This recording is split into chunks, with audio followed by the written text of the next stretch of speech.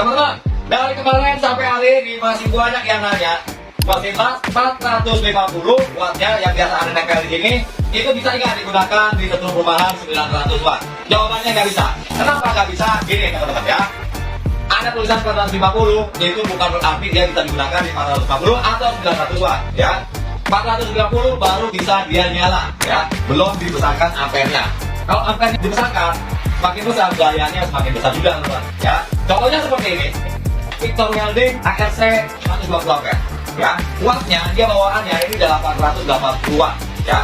Ini membutuhkan 1300 watt. Nah, yang 450 juga maksimalnya itu di 1300 teman-teman ya.